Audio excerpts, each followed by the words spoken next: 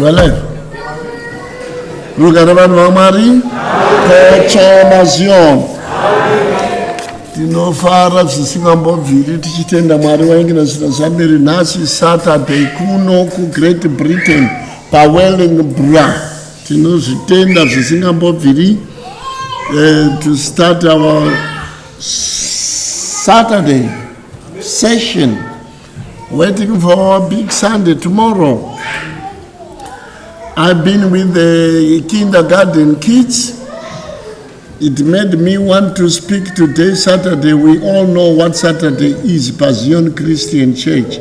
Saturday means the day of the youth. Kana kuri kwedu ku Zimbabwe, all youth is all Saturday. Vanhu vata vachita mugidhi, vachiprepare Sunday. Mangwana acho. Vanhu vata vari mugomo, vachinamata, vachiita mugidhi, vachiita Bible study, vachirava matamakoni, vachireplay our live broadcast. So it makes me want to talk about the youth of Great Britain, what youth we are going to produce, and you people are going to produce out of Great Britain. It makes me think of Mazion, akabva ku Jerusalem, and they went to Babylon, and they started putting or raising up a generation or generations too. They had children whom they received from God outside their normal home, outside their homeland, in a foreign land. And that's what you people are doing. It made me think of a few boys, just one boy and one girl. One boy and one girl in the Bible. These two youths, I could talk of many more others, like Vana Daniel, was my young people. How to bring up a young Muzion in a foreign land. What a problem it is to bring up a child in a foreign land, where foreign people live. Think.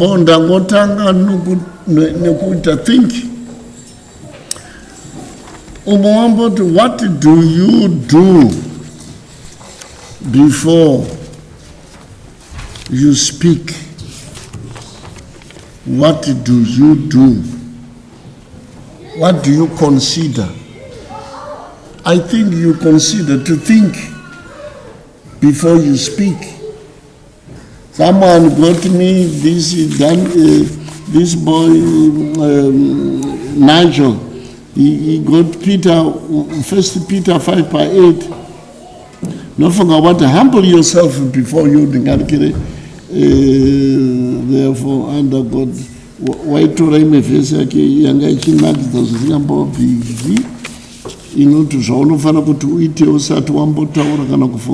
but the most common we all know is to think, ponder, wait before you speak. So I've been thinking about raising up a young girl in a foreign land. Then the name Dinah came to my mind, the daughter of Jacob. But I spent the whole week calling Dinah Diana, because Diana, my girl is Diana. But I think this one, Jacob's daughter, is Dinah. Dinah. She got raped, spoiled, defiled by the local boys of that region. What made her get into that problem? She thought, we can read, can someone read in Genesis 34:1? She thought of the people of that land. You got the boys, I can see the group of girls here and the group of boys playing the band here. And you think of company. Youth, they want to mix with youth. Girls want to play with girls. Boys want to play with the boys. Or both want to play with each other sex. Few want to be in the presence of God. Many of them want to be in the presence of their peers, the same age, same people. So this little girl in a foreign land thought of, she was looking around to see if there was a girl. In her mother's family, father's family, she was the only girl. She started thinking of the girls of that land. And then the next person who came to my mind was a boy called Samson. He too grew up and started thinking of the boys, girls of that land. But they both had people of their language, except Dina. I think Dina had a problem. I don't think she should have thought of going to the people of that land. They had been advised before by God. Especially per younger age. Kana ma adults akaonana mono wisisana. Even you are mature in your background. You know what is a taboo to your culture, to your people. So I said it to myself, what do you need to preserve, guard, protect, if it is not your faith? Your family faith is better than a street faith. Amen. You pick a faith on the street and bring that faith to belong to you. But at home you got a family faith. A faith that has been shared by generations in your family, in your tribe, in your house, or any other faith you can. Faith is a thing you can pick in the street. Some exchanged their faith when they went to school. They lost their faith. They picked up the faith of certain people, among families.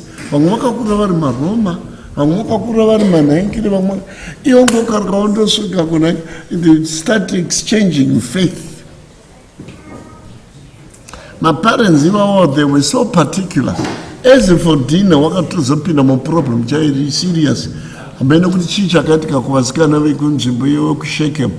were not available, but boys were available. And she got herself into problem with the boys of that these people. The girls, they knew good teach, you know,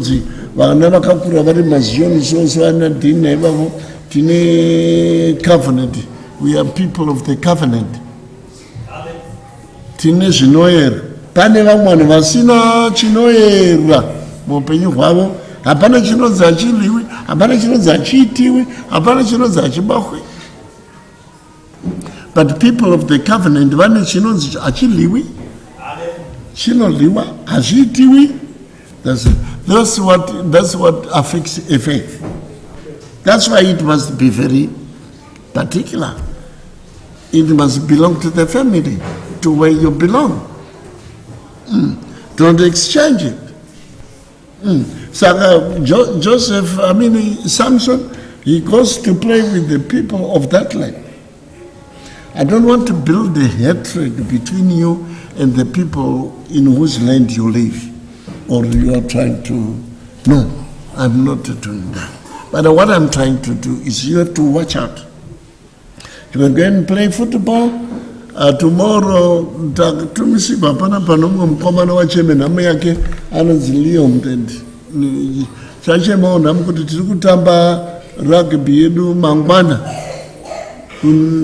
Kenya, Nairobi.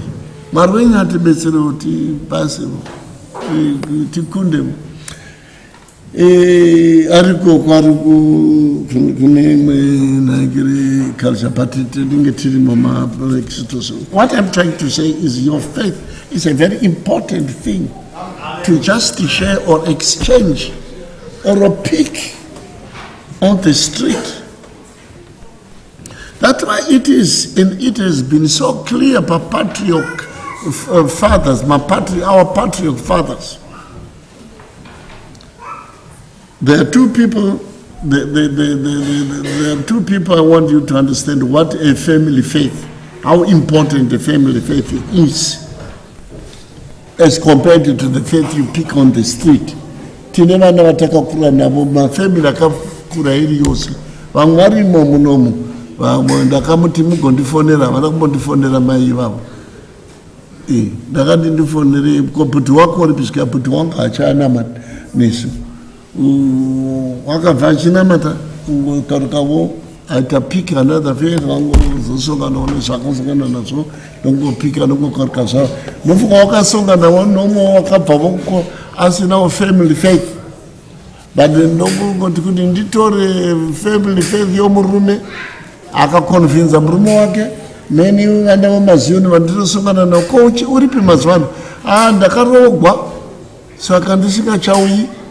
So haungabva accuse munhu wakadero wakarogwa saka wotsvakawo it's very good kuti umechewo family faith yekoko monamatawo zvakanaka saiko. But when you are a man,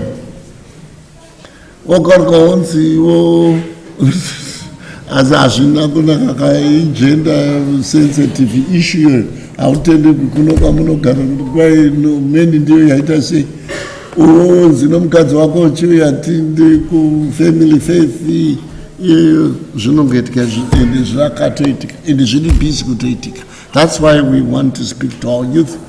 It is particular to notice them, the way they dress up. We are meeting many people who dress in a different way, and when you start copying Zawanita, umaona dande hysteric, iachi manana. You onda kutokura zvizingambobviri, so you are prodigal son, wakanga utoda kutorana business, iachi manana so. Unotodawo ndebvu saka hadzibudi manje saka unototi manje shungu dzendebvu ndodziisa muvhudzi ndicharega richi kukombenseta idzi dziri kunonokawo kukura izvi saka munenge muchito understand navo muchiwisisana baba nomwana musatuka vana musarafura vana zviri rafu ari kukombanza ari kuda kuwisisavo kuti iwe une mavhudzi maviri rimwe musoro rimwe apa ina ndinongova ne1 saka chiregavo rimbochovha kana razoti ndozogadzirawo. But anyway, todzokera ku family faith is important. Takaiona family faith pana 2 Timothy 1:5. It becomes so strong. Let's before we come to 2 Timothy 1:5, let's come to Genesis 3:6. A God, a family faith that was started in Abraham. Abraham founded a faith. He believed in Jehovah. He had a son Isaac. He had the same faith. He carried it from his father. His father had a lot of encounter with his God. And he was so familiar with his God that Isaac took the same faith. And he believed in the same, and the same God showed himself to Isaac. And then Isaac had his Jacob. And Jacob carried his father's faith. And the same God spoke to Jacob. The way he spoke to Abraham, he spoke to Isaac and Jacob. until after Jacob zvakazonyangarika ipapa pane zvakazoitika ipapa mazvake. And they offended the God of Abraham. And that God was known, was given a name known by the generational faith patriarch, the father, the God of Abraham, the God of Isaac, the God of Jacob. They believed in this was their family faith. It became so strong. And when that God so used to that family, he loved that family. Zokutota covenant in the family. Zokuti when they started doing other things in Egypt, kungopedza kwa Jacob atinozona mwana wake wakaramba chisimbisa the God of their father. So the God of their father disappeared. He was disappointed. He spoke to nobody. That isusu atitende kukutsamwa kusvika zuva ravira. Iye wakatsamwa 400 years. He never spoke to none of them. After 400 years, he saw a man who was in pursuit. Ndichiti viranyasha pano vanondida vachinditsvaka nomoyo wose kurudzi kwechina 400 years. No vanhu vaiva vaigona kurarama 100 years. Generations were counted from 100 tichienda iko 400. Pitched up kuna Moses. I want to remind you, I am a family God. The family of Abraham, Isaac, and Jacob. We made this, we were so much in covenant. Zokuti, takataita na Abraham a blood covenant. I did a blood covenant. Zokuti vanhu vacho vakatochengeta vakatoti tinotoone blood covenant dzedu. Ime family iyoyo munhu unongogona kuchinja the faith of your family is your wife. Many of our children have been changed by their women.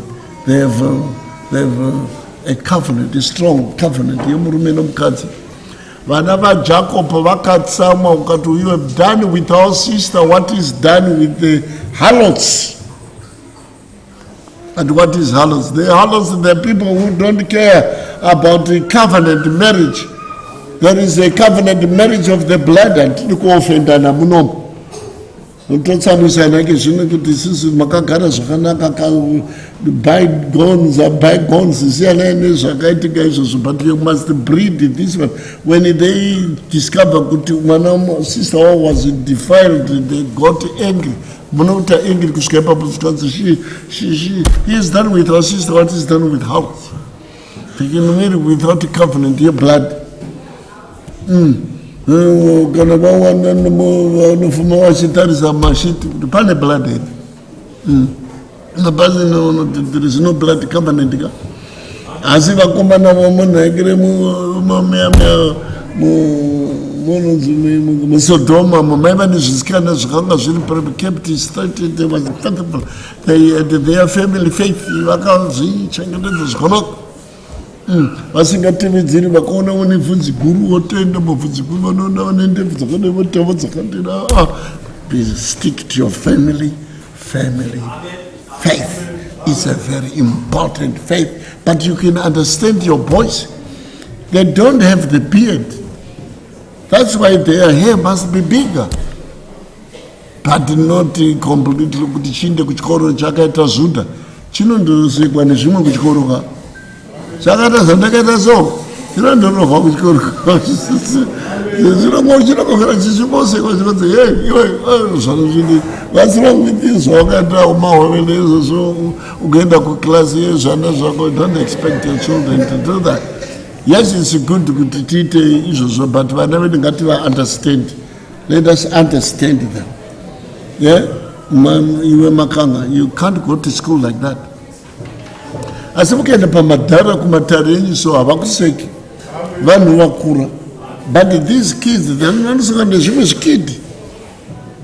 Yes, wakada chiita sezvaona gondo. Arekevo zviite. zvingotevedzerawo musazozviita embarrass too much. But I want to talk about this family faith, how important family faith is. Yeah, Jacob, it became so strong that God, now Jacob take pachiziyoni chedu. Hapana umwe mwari zvakafanana ndopi rudzi rukuru namwari wako unogara so padhuze nesu, because we make covenants, tine macovenant, tine zvakatemewa zvikatongewa zvinoti tikaramba tichizvitevedzera chero tiri kure, chero tiri kuGreat Britain, our God will always be padhuze nesu nguva ipi neipi yatinodana kwaari. Watakadana akadavira, Deuteronomy 4 verse 6. Watakadana akadavira, usingatadi kudavira, unogara padhuze nesu, isusu tinogara as a family, tinoenda kure, tinoenda chero kuBabylon. Zvina Daniel zvinoti we don't eat each. Tinoda kuramba vana vedu vakadzidza izvo, ende toda kuti vana vedu vezvabvira although hapana blessing isina burden, hapana seri kwenhengeri kusina imwewo problem, basi vana vemazioni futi vari very stubborn, vakarovorana futi vakada kuita stubborn, but uyu baba vake muzioni, uyu mai vake muzioni, baba vake muzioni, asi they give a lot of problem. Handizvi kuti chi inhamo yorudzi kupike iyoyo, vamwe vachizondowana kugara zvakanaka kana aita across the faith, akandowana umwangazi but akazomuita unoona vari very good living.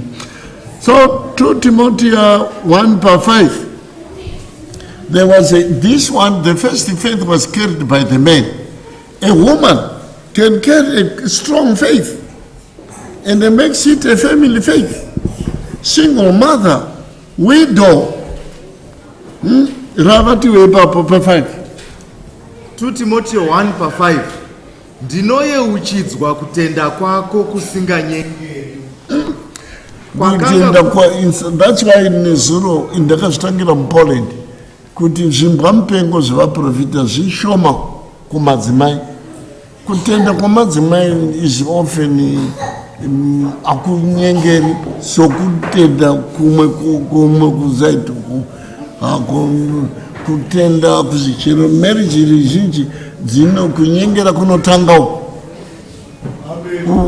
uku ari faithful kumwe utozofosereka kuti hamanya saka pasendekera umwe achingonyengera. But this is faith can start anywhere, can start from the woman, can start from the man.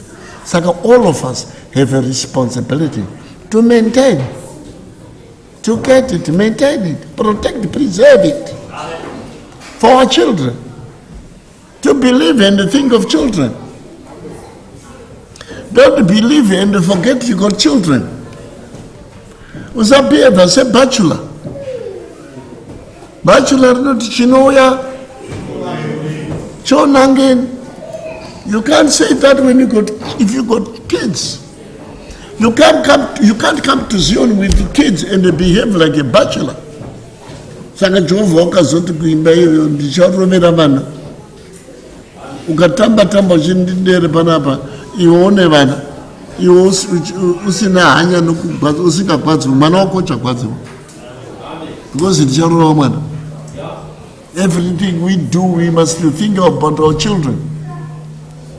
When you become stubborn, find out are you a bachelor or you've got children. Courage. Apachina time you kutamba mchiberwana courage. Matora nevana. Repercussions zotenda kuwana. Generation, my blessings in my case also, they all go generational. Cases go generational, blessings go generational. So everybody needs to start minding. Ndinevana, anasara. Ndinevana. Nezvizukuru. Wakati kudini, hane. Kwakanga kuri munambuya vako Roisi. Kutenda kwakanga kuri kusinganyengera. Pano kutenda kunonyengera. Deceitful faith. Iri faith as iri deceitful. Unstable. And uye nomuna mai vako Eunice the pakutanga. next generation, the same faith was passed on to the man. And this other man, the man, but Shumberika Momskana, Akasamberika Mukomana, Akamuti Timothy. But still, it's not difficult to pass your faith as a woman to a baby girl only. You can pass it to a baby boy. Panapa here she has trained the first woman Wednesday, Royce. Lois. Nova Junis, no trader Junis. Ichi Junis, Nova Jetam woman.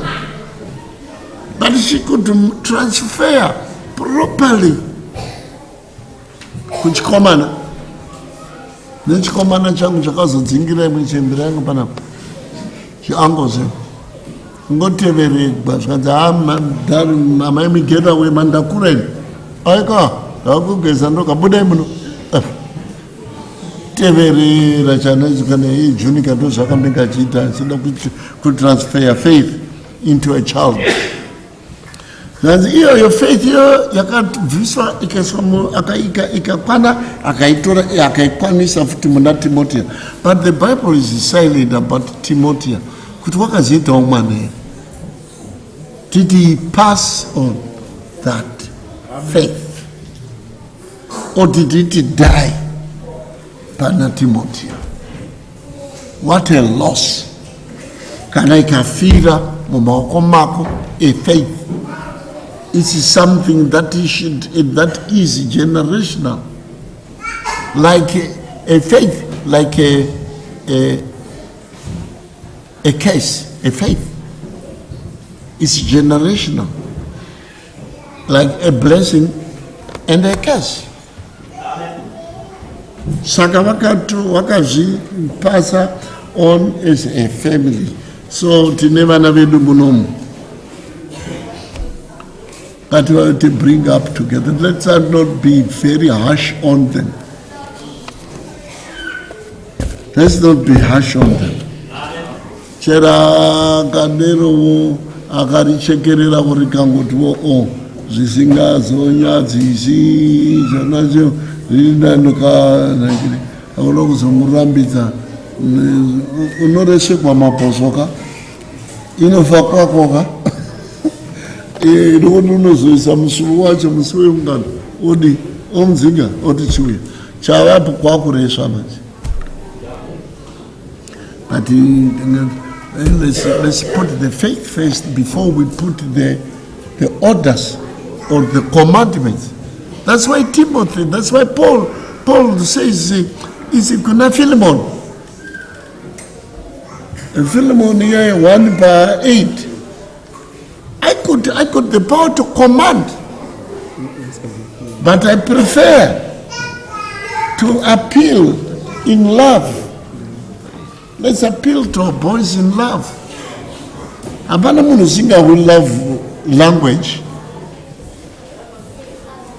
Love language chero benzi rinoiwa.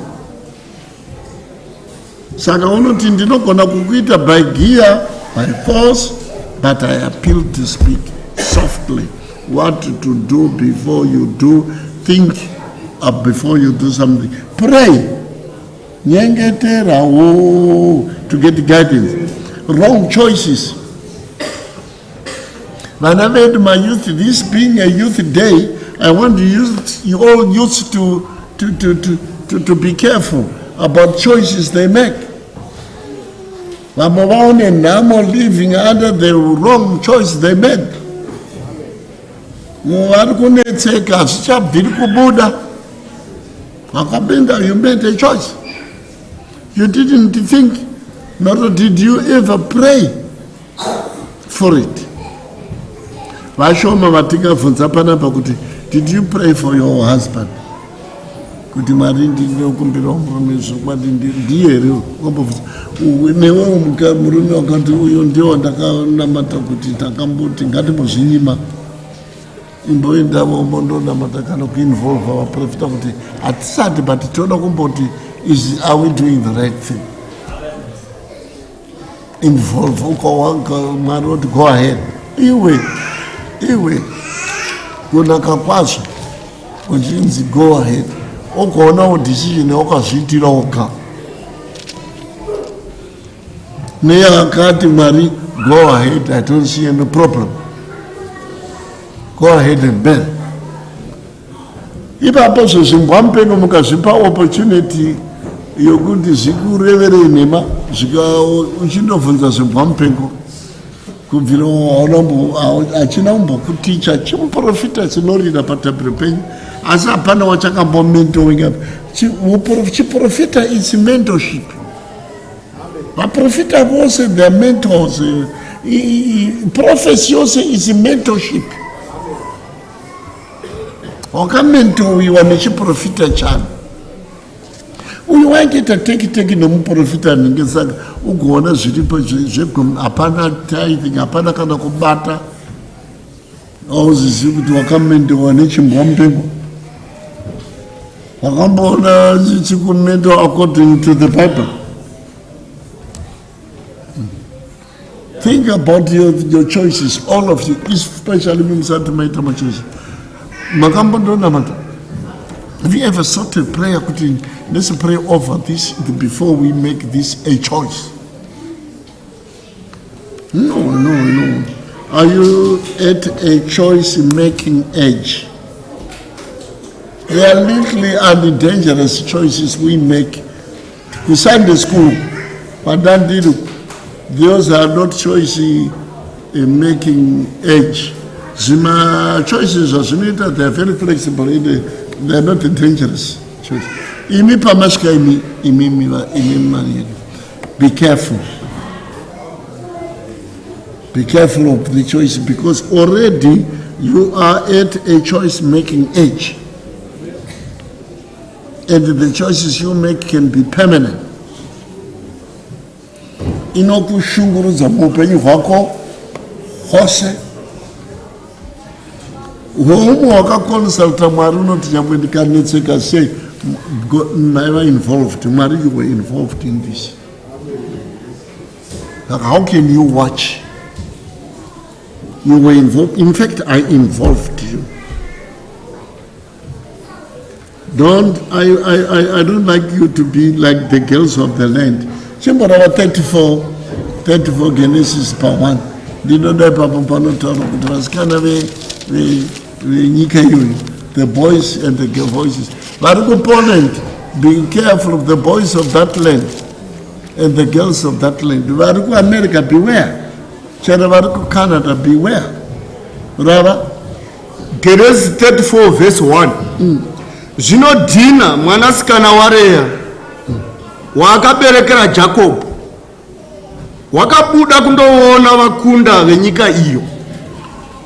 Kundoona vakunda venyika iyo. Ndo zvakandomupinza mune chataisireva. Amen. Akandotanga kuponza sevakunda venyika iyo. Akatanga kudresa zvakafanana nevakunda venyika iyo. Samson akaendawo kumakunda kumaboys enyika iyo. Akatanga kubhema zvaibhemewa nevakomana venyika iyo. Akatanga kuchinjana mafaiths. Hachisi chinhu chokungochinjana kuita sevanhu vefola. You take it. Rudo kune vanhu vefola. Handinombona vanhu vefola vachinyima neni. Vachibhirana secrets. Congrats. Dzinotengwa. That is so generous. You can't do the same with your faith. You can't share it that way. If you share to win, not to be won. To win them. Because you know the God you're talking about. Yes, the Bible says the fear of the Lord is the beginning of wisdom. But I think the understanding of your God is the biggest wisdom. Amen. You cannot fear someone you don't understand. You need to understand your God first. Is he the God of your family? Do you understand him? Because those who don't understand him, they will fear him the way they fear a snake. That's not the fear of the Lord. The Lord is not as fierce as a snake. He is a blesser. The fear is the fear of loss of a blessing. It's not the fear of the snake bite. It's the fear of missing what I should have. When I should be blessed, you come to church, you come for blessings and nothing else but blessings. You can't come to church and stop doing what you know you will be blessed for doing it. You didn't come for entertainment. You didn't come to spend time. You came to get a blessing. And those are the things. There are some people who don't know what to do in order to be blessed. I shall talk about a woman who didn't know what to do. The prophet got into her. I'll talk about it in Dublin. Zakandiita se, noda ndikubetsera nei? Ndokubetsera nei? Ndaperegwa. Ndokudze kuti ndikubetsera sei ndaperegwa. Vanhu vazhinji vanouya kuZioni vanhu vaperegwa. Ugoona stubborn hwemunhu waperegwa. What options do you have when you are peregwa, when you are stuck, you are at the end of the road? The best person to come to Zion is one who is at the end of the road. One who has tried many options. Wakamenda nokunganga nokwani zvose zvikaramba. That's the best candidate to come to Zion. Here was a girl with 2 Kings 4:1. 2 Kings 4:1. She came to Zion, to the man of God. Kuna muprofita Elisha. Akati handizivi zvokuita maini. Ini zvino ndabe ndichiitawo zvakanaka. Ndakandichiita tatichiita. We were doing all the good things. Taiuya kuzvitatu kuzvichata. We did everything. But things were not going right for us. Not only that, the things were not going good for us. Nomurume wangu tichiita zvose zvinodiwa. The worst thing was murume nokufa. Tisati tambofuma tine zvikwereti, tisine chunu, tine zvikwereti. We were good to begin with. Imboirava yoyo tiwe. 2 Kings 4:1. 2 Madzimambo 4:1. Musoro weshoko mafuta echirikadzi.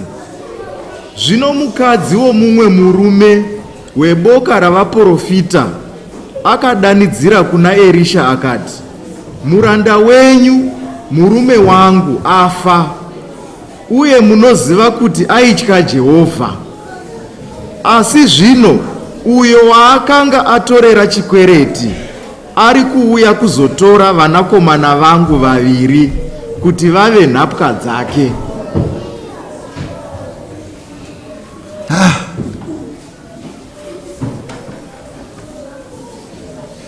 Muranda wenyu murume wangu, muranda wenyu murume wangu, muranda wa Mwari.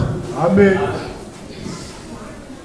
Iwe murume wako nepamuromo pake unganzi muranda wani murume wako? Ungahemwe here imbozvitura yako wakagara ipapo. Chero wani, chero wapresident wenyika haana basa unomutuka, chero wachief hazi muranda wachief murume wako. Saka unoti une chunu iwe. Haana chero sabhuku chaiyo. Hazi muranda wake. Murume wangu, muranda wenyu, murume wangu. Wanga akarura waitla Mwari, noti waitla Mwari senyoka, seshumba. Waitla Mwari waiziva kuti Mwari muropafadzi. And wakanga achiitla Mwari kusvika parufu. And akamirira mablessings. Haana in fact wakatopa nechikwereti. hakuna chikwereti chokubhadhara chokutondibhadhara nevana vangu. To sell your children. Have you got an idea to sell? You can sell your bull, you can sell your cattle, your goats, your sheep. Chero huku, ukaona munhu otengesa huku yake kubata mureza washinga huku. But panapa you got to sell your children. But you live chichizioni chakanaka. Waibata mureza waida uri kuzvichitatwa ndezvose. Ngati wafana chikwereti. Saka ndodi iwai nhamo dzinochema unoti yako vose zvino ndakakwira ndakateerera nhamo dzevanhu vose zvino ndokwandaiva netime. Nhasi handina, chero mangwana handina.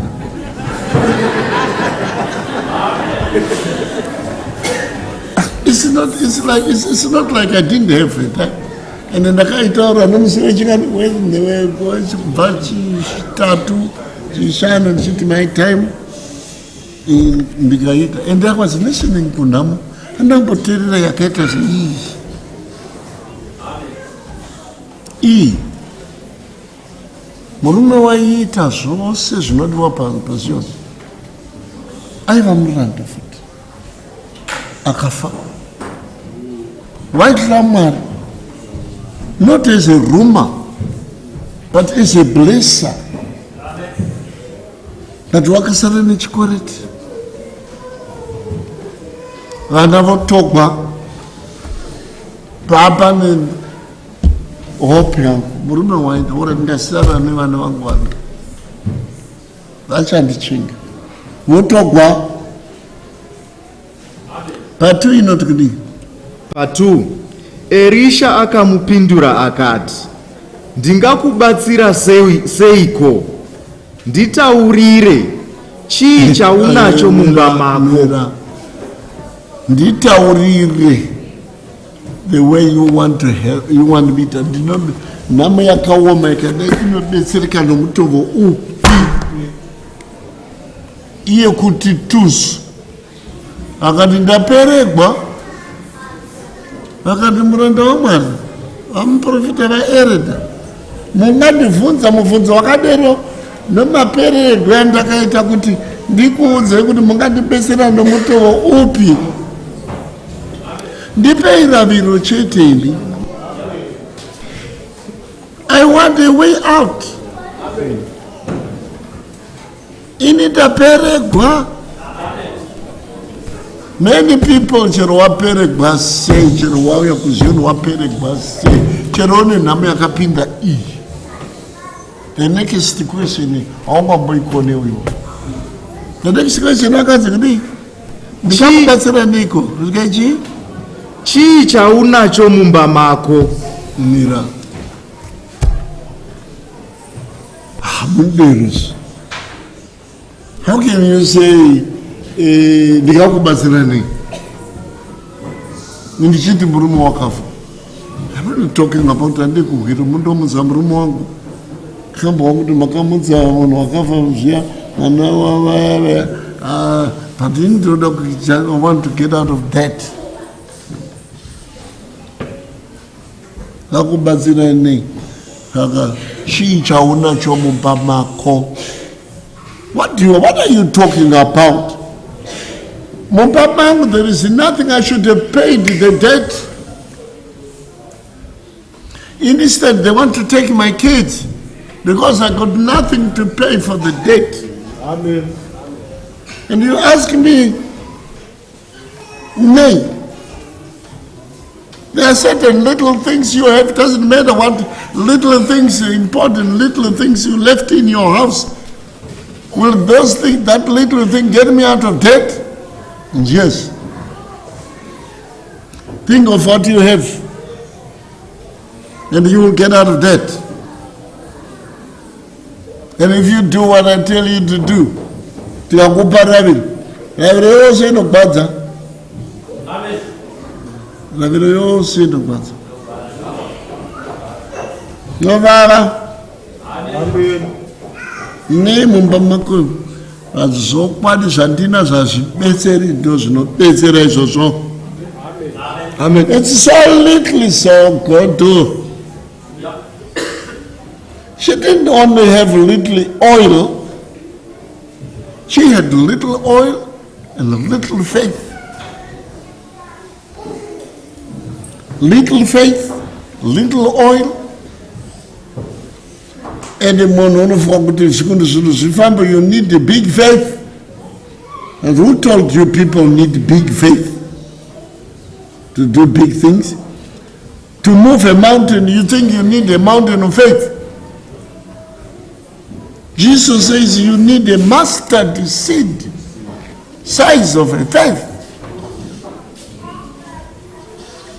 to get out what is in your house, in your pocket. I think it's not a mustard seed kind of a thing. Could somebody say the last thing when you got nothing in the children are going to be sold? So that woman, she really needed a mountain. She really needed something bigger. And the man said, honey, Iye akati, murandakadzi wenyu haana kana chinhu, kunze kwamafuta mashoma shoma.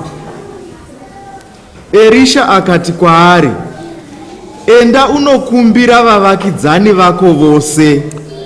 This is horrible, this is disturbing. A little faith.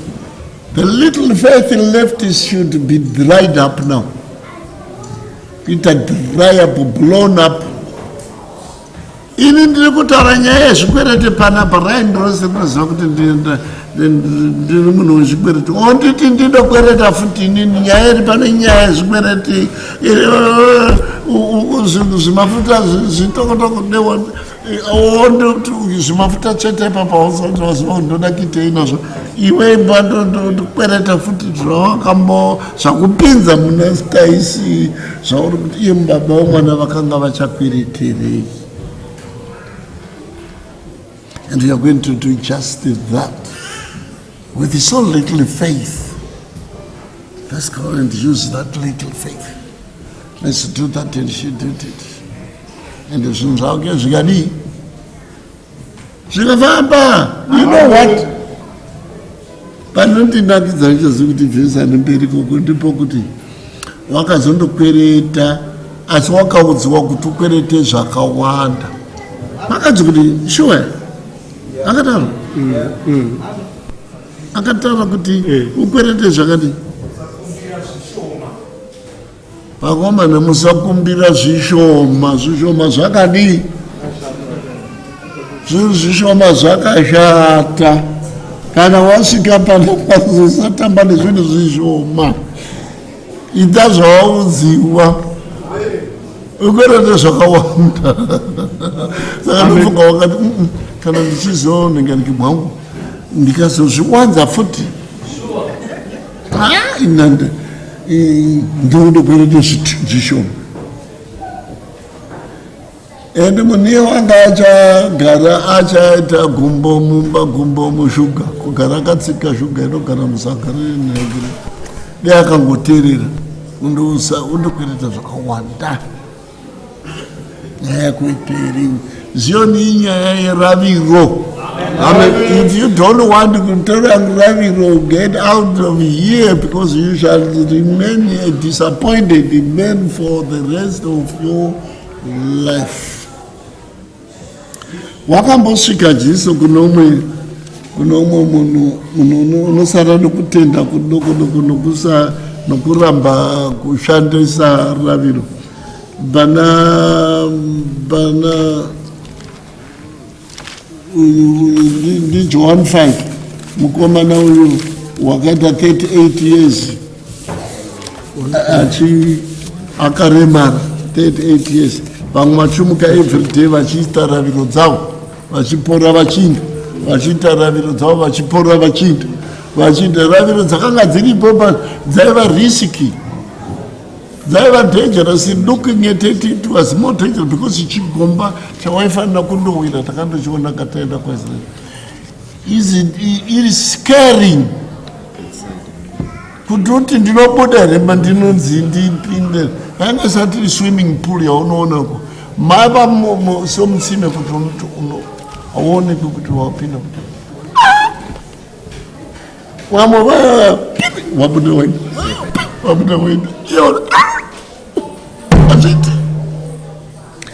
38 years. Akadira. Achaona vhisi 38 years. Ndinoda kubvunza waJesu unozosvika poti nhai iwe rara ndiani waiona ndi 5 John 5 verse 5. Zvino kwaivapo mumwe munhu akanga abatwa nokurwara kwake makore 37. Jesu akati aona munhu uyo avete pasi, zvaaiziva kuti akanga nenyaya iwewe toda kuti panapa tichipedzisirana nekwamakagara ikoko. Kana munhu akacheme nhamo yake, unohwavo misodzi here? Unohwavo shungu here kana munhu achikuchemerawo zvaanokuchemera? Kana misodzi yake ingabuda siku uchingoona munhu usingakumbobvunza kuti for how long have you been suffering like this?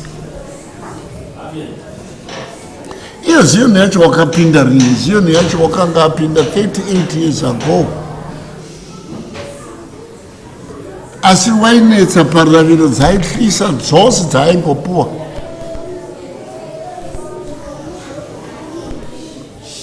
Jesu zvaaiziva kuti munhu uyu wagarisa nhamo yake iyi yagarisa iyi inda.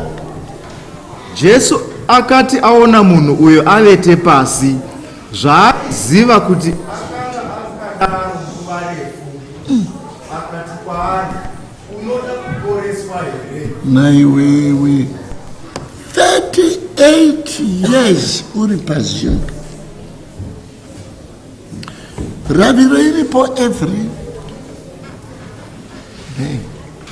Zvinoti izvo ukazvi 38 years. Zvakamukwadziswa achiziva pawa yemuziyoni yamachipisa uri mvura yacho yaifanira kudhidhwa, achiziva zvazvinofanira kuitwa. Wakavhunduka kuti no, you are not serious. I don't think you are serious. Unoda you come to Zion kuti zvako zviite. Are you serious? Amen. Anofunga wakambomimbira hapana chinoko. Iwe waita 38 years. Iko kuchinzi hapana chinoko na chero hatisingadi kumboenda kuraviro kwakunyengetera ke nyengetera uku kunyengetera ukaiuya kuchitatu tinonyengetera hauyi uku zvibako hauyi warati kuda zvinorema kochuya kuchitatu kochuya kuchishanu kwande kungana. All those things are negative to him. Saka Jesu akamubvunza namwari, iwe ndoda kumbobvunza personally kupora unoda here? Kana wakauya for entertainment nokuti mabhoso acharira ende vazhinji vachafara kana urira because ndo zvavakadini ende vachafara. Amwe wakauya kuzoona mabhebhi ende tikangoti tapedza vachafara. Zvavo zvinenge zvatofamba. So Jesus wanted to know exactly iwe issue yako paziyoni imbori ipi.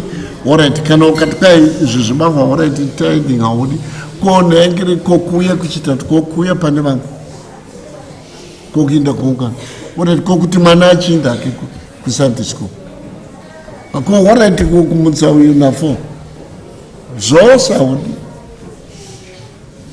And still was 38 years old. Wakamirire passion. Ndakamirira kupurisiwa. No rariro, no zvakatema zvikatongwa, no kunyengetera, nothing. And what are you doing? That's bad. That's very bad. To him, he was shocked. But uyu ndiye mwene wezvinhu. Wedenga wakamboikaudza vakaudza vakomana kuti ndakapiwa simba kupi nokupi nepasi nokudenga. Vamwe tinongova maherod, tinoshandisa ndezvatakatembekwa tikatongekwa zviri papa, zvatakatongekwa tikatembekwa izvi. We will teach that. Anyone une mweya waMwari will teach that.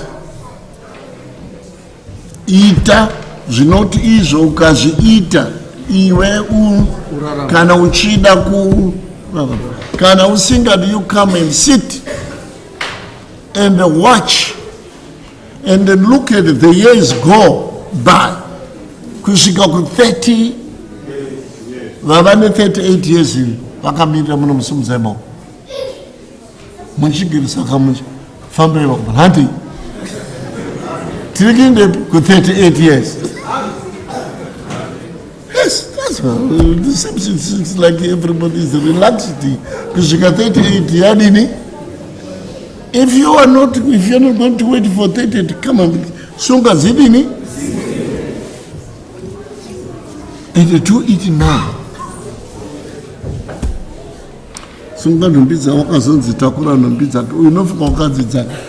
I think you can refer to zvinhu zvawakatembekwa wakatongekwa simuka uzvitakurira uone kana ukasaenda kupisha kwako uchifamba. But do people who fear God go into debt? Yes, they do. But why should they go?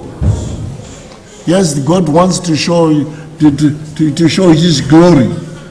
Marunoda kurumbidziwa nedambudziko. This woman wakazofamba rain rose mukadzi wakazonzi tasiya chirema chakadzitakura chakatakura zvinhu zvacho chikazoenda. Vamwe vanofunga kuti chakabata zvachaifanira kubata maarias acho chakatakura kakubata zvinhu zvotakura muchinji kwako chikaenda. But this woman manje unozonzi achidira achinakirwa nokudira kusvika zvinhu zviya zvaakadzikwereta zvakaota zvapera. Saka odi isaka zvimwe pokudira ana pachina kasi apachina sei takakuti dandokwereta ndozvandangodera izvozvo. Okay, nofunga wakangorova margin by I don't know how much. So let's go and sell.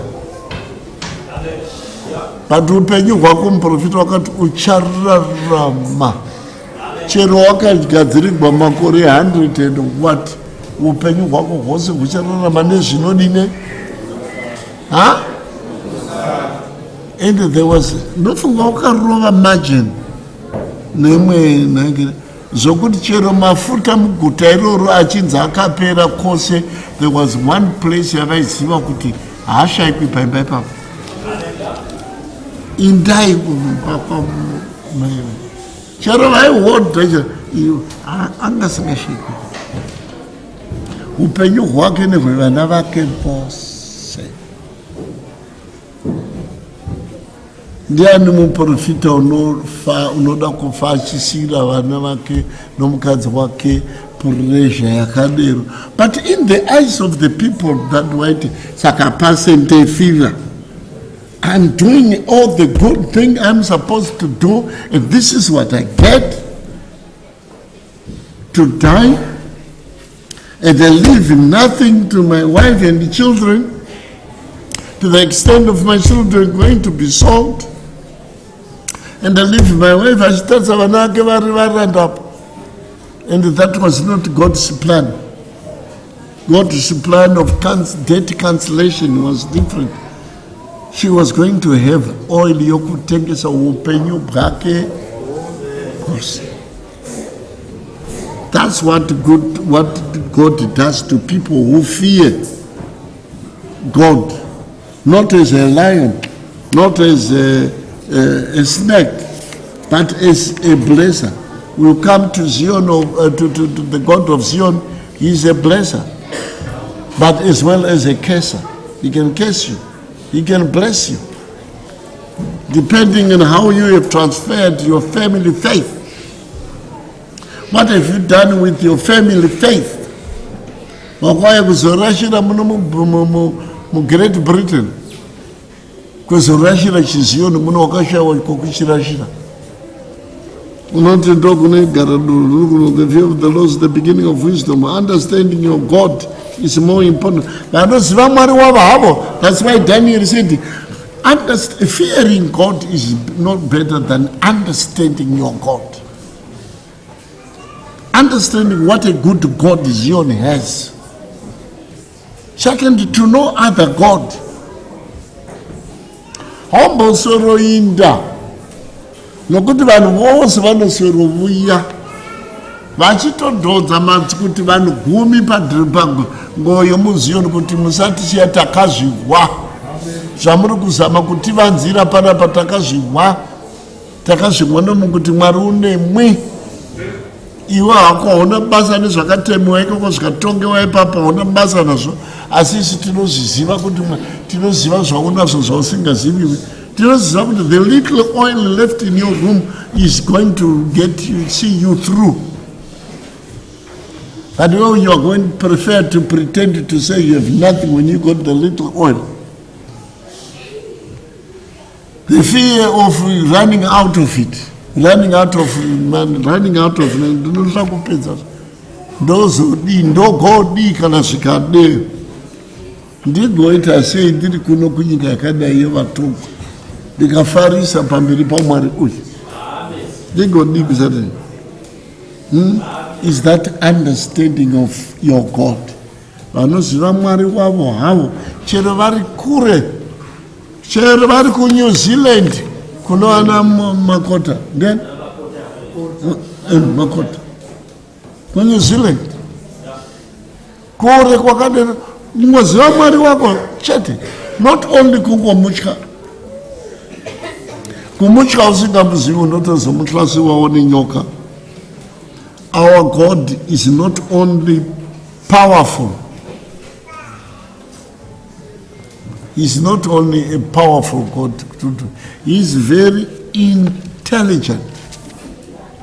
Intelligence is also the computer asati asvika asati hapana unomboti ndapedza the heart of a man ndapedza kuistart. Hapana zvavanotamba nekenza nanhasi vari kuda kuistart achimunhangire pana wamboti aipedza intelligence. What use is it to be as powerful as Zesa? Ipenyu munoti chikwedu tinoiti Zesa magetsa kunogwe anonzi chi South Africa Eskom kunogwe munomatichi. Those things in Zesa they are powerful, but Zesa is not intelligent but powerful, can kill you. Haizivi kuti chichana inongouraya chana chinouraya mudhara. That's very blunder. That's not our God. Uku are more powerful than Zesa, uku more intelligent.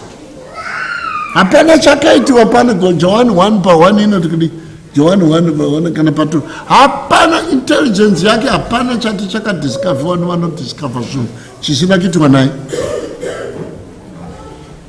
That's how safe we are. Very strategic. Unoziva timing. Unoziva when to close the Red Sea.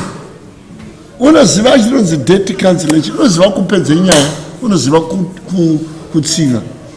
Iwo unoziva uchiti watso izvo nyaya haina kupera. Amen. Wangoipara pamusoro. Iye kana achiti wapedza ndapedza naFarao, wapedza naFarao. It's finished. debt counseling. Hapana chamboti tipe gold red auchifunza kwarifunzika futi. That's how intelligent our court is. Ravantiwe. John 1 verse 3. John 1:3. John 1 verse 3. Zvinhu zvose zvakaitwa naye. Kunze kwake hakuna kuitwa kunyange chinhu chimwe chakaitwa. No intelligence yaMwari. Intaneti chiipo zvose zvinhu zvamunongofunga panhu zvakaitwa naye. Without him hapana chinhu chakaitwa. Hapana chinoitika pa. Yosiya munhu wakanero uchiinda kundobvunza vampona navampona. Osiya Mwari unokudza zvinhu but kana achikudza zvinhu unoona sezvinhu zvakapata. He is both intelligent and strategic. His ways, his thoughts are above all our ways. In the British ways, in the American ways, the Chinese ways, everything, the Russian ways. His ways and his thoughts. Ndiye munhu wakavamba Zioni iyi. Ndiyo intelligence dzacho dzakaita ndo dzakaisa vaErid navaprofita. Haana kudhanda hedi hwezesa kuya. Unouraya chero mbudzi. Izvi zvakamunhu mbudzi inoisa magetsi on inoziva zvokuti inoita unouraya wakuisa on and off. Unouraya nembudzi tese. This is the God who founded Zion.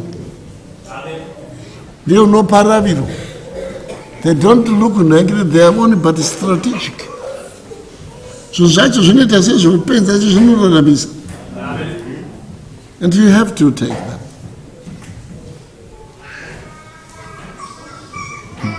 When you find the truth, there is one who found the truth. Murume unotaura zvemafuta emukati. When he met Elijah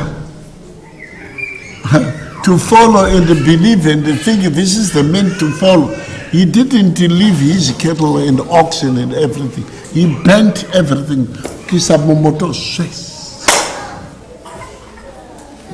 had found the truth, the man to follow. Ndopinde zvindo wakati ndokune kupinde Zioni kuya.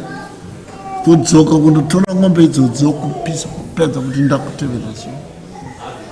Kisa mai yake nababa kuti bye vana mai ndakutevera munondo wamwe. Ndakupinde Zioni. Vakati unondopuweko. And have you been promised the salad? Was nothing. I was not promised the salad. Have you been promised the position? Did I position and I promise you? She position duty jaka do pocho kuchururudza mvura. Saka basa rangu ndireza nzatevera iwe wakanyarara iwe. Pinda Zioni iwe. Ava mwakapuwa kukodhikana kuti vamwe vakazopuwa ini munondibvunza kuti aiwe tocheka mvura uchitidza maoko avo mangwana ndizvozvo uchitidza chibva pano kana wapedza kutambidza kuisa uku ng'ombe dzose wapisa nemanhengere everything, and this is the treatment, but he lost no faith and he followed. He was okay with water pouring on the hands.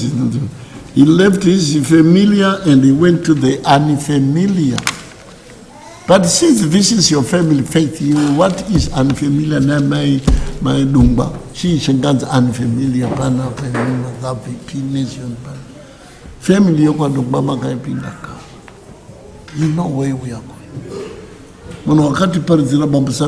I know where I'm going with you. Makazvipempi kana zvakapinda tinoziva patakachekwa pagopa racho nepanombora 1913 paHakre,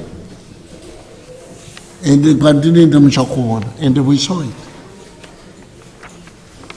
Zvine intelligence yaMwari. He was okay. 2 Kings per 3, 2 Kings 3:11. Ndozvaungasiyira ndozvaungapisira ng'ombe dzose iwe. Unoita basa ndinochururudza maoko. Ndiri pa-awareness ndiri kubika kofi. Asi vamwe vari kuitwa ma-coordinator, vamwe ma-regional. Vamwe vari kupuwa, but ndiri kungonzi bika coffee nitangana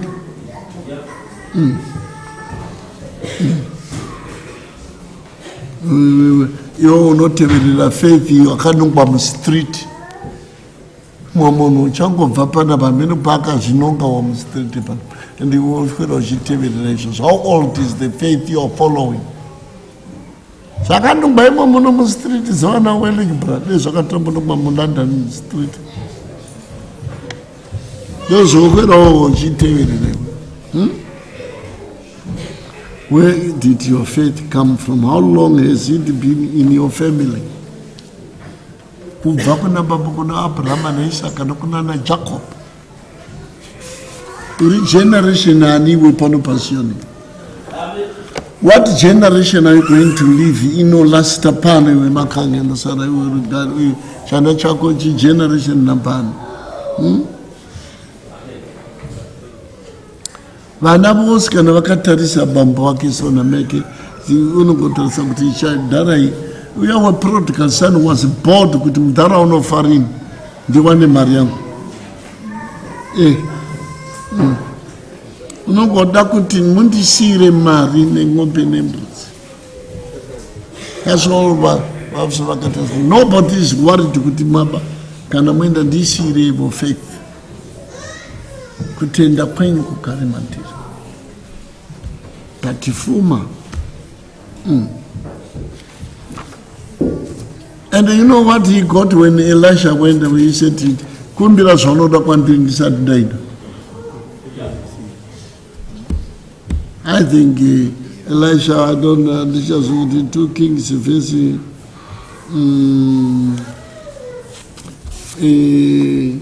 yaanoti oda kuita ndikumbire chaunoda ndisati ndaenda. Timing yokukumbira manje umeone rosa kana ari uya isa wakanzi ndisati ndafa uyu haadi kuti ndisati ndafuna ndisati ndaenda.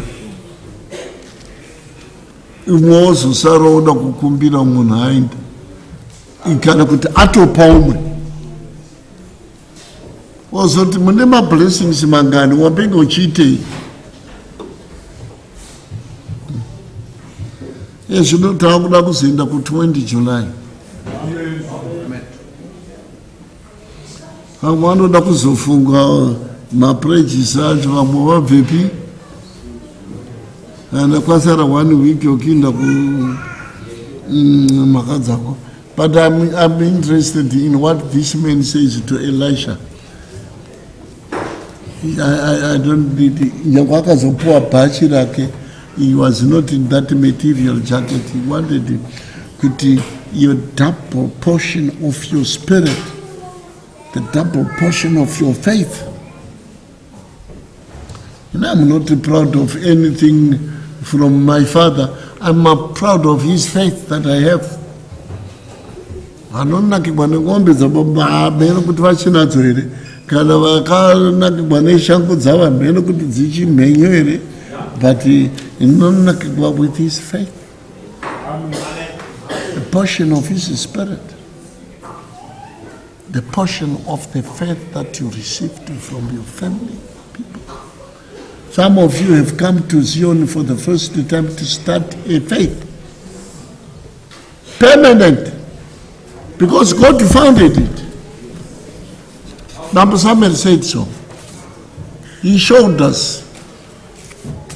We heard him say, and we saw him go. And it sounds silly to those without faith.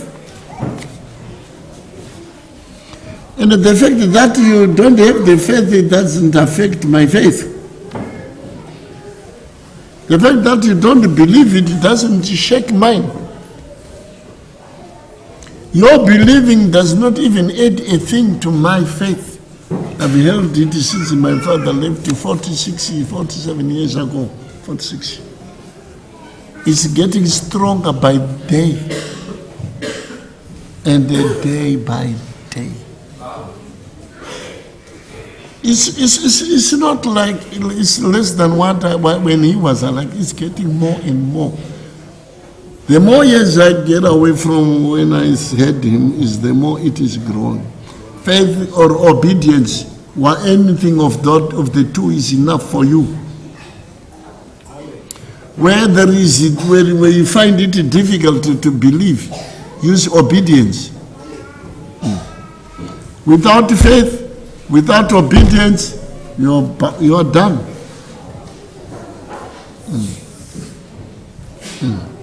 With one of them, you're somewhere. He obeyed. He couldn't believe that something is going to happen, but I will obey. Obey Raviro Zamar.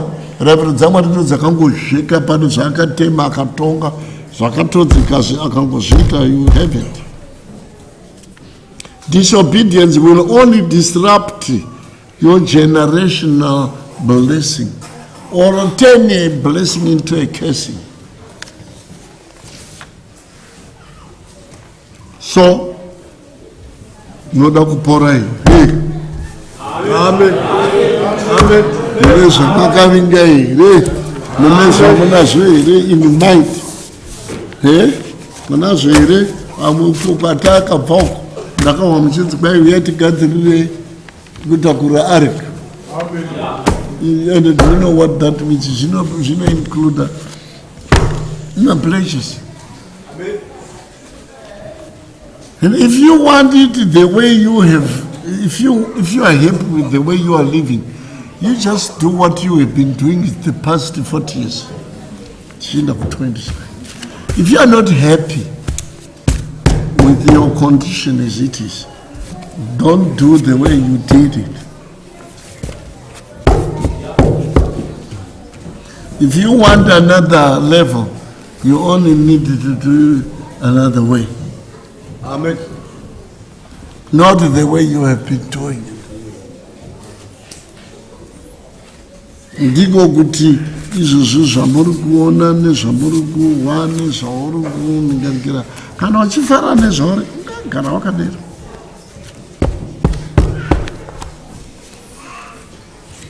Kana usi, you have to change your way of doing things. Read, listen. Don't read without listening. Zaro 1:3. Vamwane maproblem kungorava havadi kuhwa. Ndakarava ino vamwane ngohwa havadi kundorava futi. Ndasi ndandiri palife ndaiwa yose handidi kundoiterera again, handidi kundorava mavhesi angachoka pepa. Bishop havarevi nema havambonhekere zvavatotora zvatokwana nema ndandorava. Ndaundoteerera rava ugoteerera. Usaprofita usina zvawawa. Amen. Don't do that. Usaprofita usina zvawavona. Usadzidzisa usina zvawawa. Usadzidzisa usina zvawakabona. Chiso unoti ina ndinambodzidzisa. Handimbotambi nokudzidzisa zvandisina kuhwa nababa vangu. Handitauriri vanhu zvandisina kubona inini meso angu ini. Chiso. Chiudza vafarisei. Akati vafarisei munongotaura zvamunorava. Ndinoti zvandakahwa nezvandinorava. Ende ndezvandakabona. Ndina baba vangu. Akazovati vamwe munondikatlamadza zvisingambobviri yangumangalisa stire kimusteveri iwe mudhishi opagogo muteno yangumangalisa stire yangutumira mutana muncancani so Jesu wakati ndinokatlamata pano vangu vanhu venyini ndakauya ndichitaura nezita rabambo vangu hamundi kunditenda but umwe munhu wonje unongomuka pachuru wotaura pamusoro about my father and you believe that. Tondange ndikudzedzwa bambo Samuel iwe ende benzi totevedzera izvozvo. Nohwisise rava teerera mubvunzi unoti unoda kupora. Amen. What brought you to Zion? What brought you to Zion?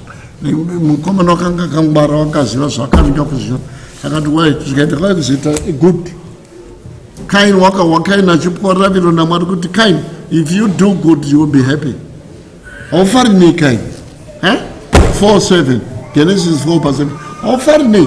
No wakangofonda mwara wote. Don't you understand? See. Then ukhethe zvinhu zvakanaka haungafari. Go learn to do good and do that. If you don't know how to do good, learn. If you have nowhere to learn, go to the elders. Jamfumira kaenda kuna elder Jesu. Because musoro mangu I'm thinking of something good to do. What I want to do must be good thing. But I don't know what good thing must I do. In the kingdom, it must be good. What do you want to tell people? What do you want to teach? What do you want to prophesy or teach? It must be good. What's better than what you heard? Not your speculation, not what you perceive, not your opinion. What you heard, what you heard. So,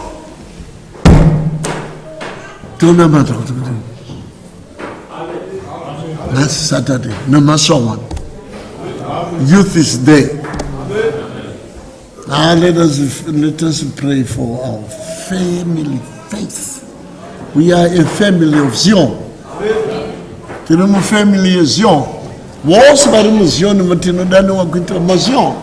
Nezito ramu rake pachake mbone mari Zion. Amen. To share our faith, to live strict faith alone. We stick to our faith yakazadzisiwa. Tinelaki because Kristo wakuzozadzisa faith yechizion. Andina kuya kuzoparadza chizion. Ndau yakuzozadzisa. And apana chinhu chakanaka to have a faith. Say iri complete yazara. The Trinity, God, the Father, na Zion. He founded Zion as shareholding portion, Zion. Christ added to his holding, shareholding, Christianity. Mwamchena katapinda. The contribution yangu inonzi church, the fellowship, the coming together you attending. Wabadi kubuda mtzibananas. Abadi kudaniwa kushitana. Abadi kudaniwa daniwa I don't know asma British anoda kudanana zisingapapira. Yes, you know the whole world iri kudaniwa nokwedu kokutindanana na president kuti uye kuni coronation. Ndiye mungadanira pasi rose iri coronation yetese. They like to call each other, they want to come together. But there's something more important than that. You should come together. Tisingaregi kuvungana ndivahebrani tisingaregi culture yakauya nomuya mutsvene.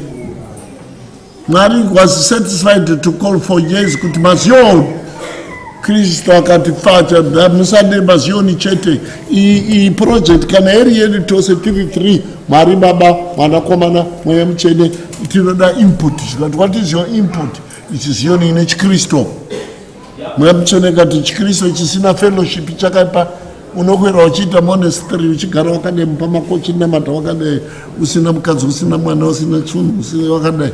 Akati no, toda fellowship. Which is church coming together. Kana muchidanana muchiti uya ndine vanhu panapa vandakanyora panapa vane region ipi yandinakidza report yandakanga ndichirava imwe region muchiona ndakasabebra region yokuko inonzi region ipi ine zviereda zvinopenga kupinda mudzimba zvichinamata zvichidana vanhu kuzvitatu zvinobhowa vanhu vose vanotoziva kuti kana tikangosenda tinoonesiwe nhamo nefoni kurira vanhu vekoko vanooneswa ndambopana pamwe pride yekuti kai hatidaniwi tiri kuGreat Britain hatina basa zvokutungamirira hatina unofunga vatumwa vanopiwa vatungamiriri vatumwa angels they the leaders shoko chambopengesa Lucifer chichi kuita in charge of other angels to be in charge of other angels iwo unoti tiri mumabritain hatiri zvekudaniwa nakoti chii chinekoti ndodzionera pamageti is already tiri kugadzirira nhangiri yokuti mwana mwaataurira mwari wake bhengi kuzviitire munhu pamako wakada but fellowshipping is important unenge uchipinda Zion Christian yoga haikona Zion Christian church kana iri church you would want something kuti vana headmaster vakomana nda chimwe cheheadmaster chainetsa kuti chiite headmaster chichiramba chaiva chifupi kana ukachiona chinozotogara ukachita sekuda sei ndikati chinosei batike zvino kwai chinopenga nemaheredi acho kufambira mudzimba vanhu vache zuva roga roga pfiga mwedzi zuva rakasikwa naMwari. This is a wonderful report mani kubva mazuva maji okudzinyima kutanga kwegore nanhasi vari carry on nokuzvinyima nokuita fellowshipping. Kupinda Zion is not fellowshipping. Ungongoipinda uri mumakwakada nomukadzi wako is not fellowshipping you. Fellowshipping is conducting others. Chiinda kuzvitatu kuzvishanu kuungana mayouth wamuno muLondon toda kuona kuzi 20 July toda kugara makatudza mazita. How many are coming? Zvizopedza vhiki makaita advance muchivhura panefe panopota tikazviziva kuda tinogona kumushatirayo kuno kuGreat Britain kukushwa kwedzimba vakomana pane rimwe eredha usingoone tekiteki chinonakidzawo eredha unonzi Gonani tekiteki nechembere yake kana uenda kundokusha dzimba hasi gogo wake musabvira gogo weshangushi iye gogo imwe chembere yake nayo koko achifamba nadzimba achikusha vachidero vakomana kune mhuri yauya zviri serious inonzi yokwazipowa yauya fast saka ndiofunga Jesu wakanga arava aprofita zvevanhu vakaita seokwazipowa achiti vemberi vachava vesire ini Jesu ndichavaisa ndaiti vanhu vakaita sei vangaiswa mberi vamwesura vanenge vauya nechinja yekuvamwe aikona muchawaumwa munhu okudira mvura munhakiri kuti Zion haidi mawara musawa otisara musawa zvozi mavhesi achabuda cunningness of the devil vanobuda vachisimbisana kuna town inovana Bristol votosvika vanhu ivavo region iyoyo achibatana vakomana vamwe madzimamwe marijeni anobhoikana nevanhu vanonzi vanamondizvo izvo vanamondizvo varandaringa hapana mondizvo usina kumbokusuka gumbo ukaona munhu unokuti mondizvo kuti wakambondisuka gumbo iri pamadhaka chikusha tisi varanda vacho and how other people work with vanamondizvo they are happy with them vachiona kuti varanda vamakapuwa naMwari. Isi takanzi tiri varanda nhasi yeni toda kuuya muno kuzokubikirai pasika pano chirayiro haizi pasika manje isapa communion chikuseva. You don't stand, you don't come to me, you sit where you are. If you want to know what a servant I am, I will serve you kusvika ipo. Ndakambopinda mune imwe hotera nekurira veiwe vanhu vachifamba nendiro dzavo vachindozvindikagira kunototi garai pasi tichauya ipapo chikusevha wakanga kana tapedza zvaunoda kurasha usarasha tichatotora kuisa munanga. Ndio pure servant would do. Ende nyangwe tapedza kusuka shuka tichabvunza pano usina kusuka here tisuka chero vapedza vakadaro mumwe akakubvunza mumwe chibvunzo chero ini ndouya futi ndichakubvunza panozoda kusukwa here kana aripo tombobisa tomboenda kundomuti asi ndihwo uranda ihwohwo panosina kugashira chunhu here ugashire hatiti sevamwe vafudzi vanongoti uripo ndoripo usimba hamana hakana kumboti ngana uripi chitatu ichocho hatishandi nezvisipo toshanda nezvilipo mavhesi ari mubhaibheri iwawo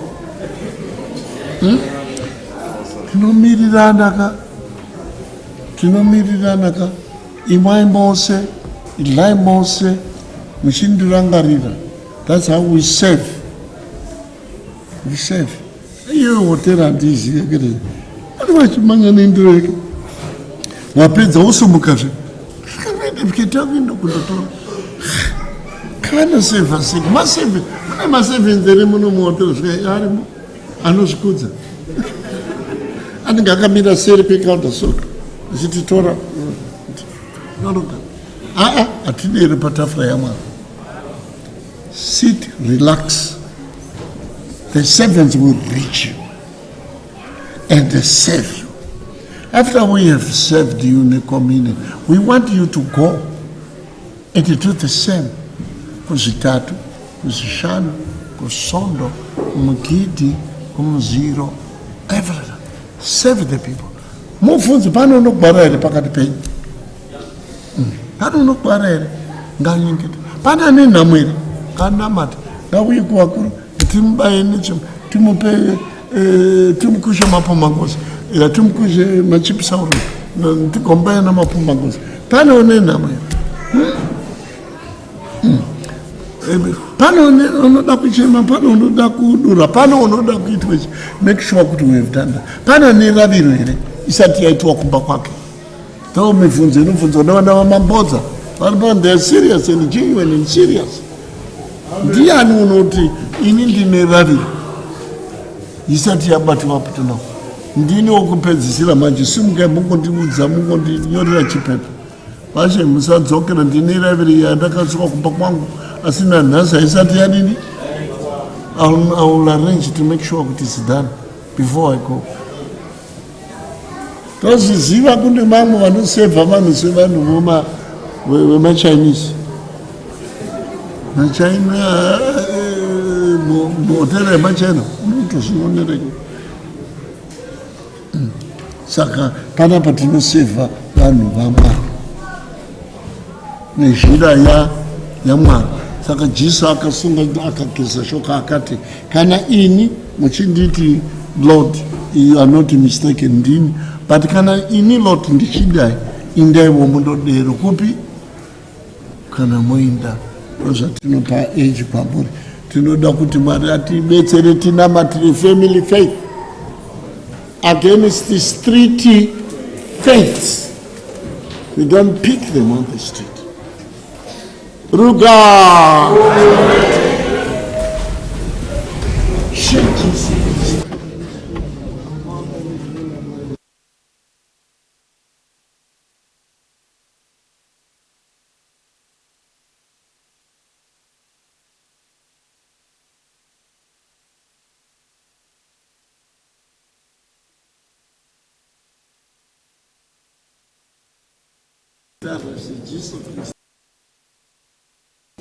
Amen.